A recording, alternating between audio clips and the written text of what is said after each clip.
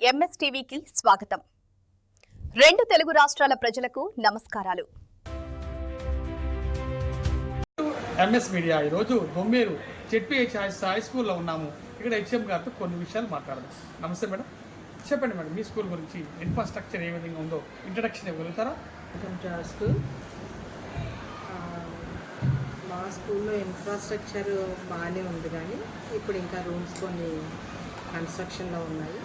Very soon will complete the construction of those rooms. Then it will be all the things will be reshuffled. అంతా బాగుంది. మాకు ప్రతి facility కూడా ఇవ్వబడింది. పిల్లలకి మరి mid day meals nutrition food అందిస్తున్నారా? ఈ డాక్టర్ సీతమ్మ మధ్యాహ్న భోజన ప్రకారం వారంలో 5 రోజులు పిల్లలకి ఎగ్ ఇస్తాము. 2 days fried egg, 3 days normally boiled egg ఇస్తాం.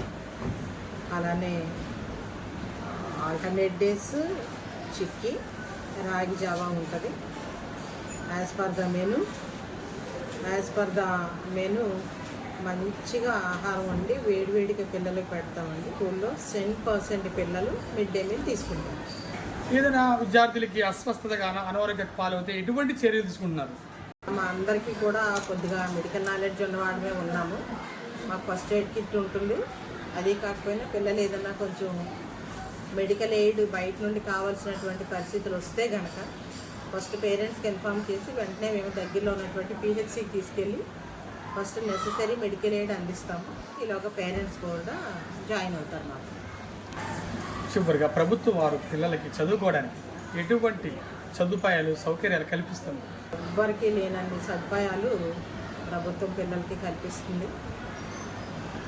రాధాకృష్ణ విద్యార్థి మిత్ర స్కీమ్ ప్రకారం పిల్లలకి మొత్తం కిట్ అంతా ఇవ్వడం జరుగుతుంది. అంటే టెక్స్ట్ బుక్స్, నోట్ బుక్స్, వాళ్ళకి యూనిఫామ్, షూస్, సాక్స్, బాయ్స్కి అయితే బెల్ట్, ఇవన్నీ కూడా ఇవ్వడం జరుగుతుంది. చివరిగా విద్యార్థుల తల్లిదండ్రులకు, ఈ గ్రామ ప్రజలకు మీ హై స్కూల్ గురించి, గవర్నమెంట్ స్కూల్ గురించి ఏమని రిక్వెస్ట్ చేస్తున్నారు? అన్నీ కూడా అంటే మనం ఎలా పని చేస్తున్నామో దాన్ని బట్టే మనకి పేరెంట్స్ యొక్క రెస్పాన్స్ కూడా ఉంటుంది. అందరూ కూడా మా స్కూల్ని చాలా ఇష్టపడతారు. చాలామంది పిల్లల్ని మా స్కూల్లో జాయిన్ చేస్తారు.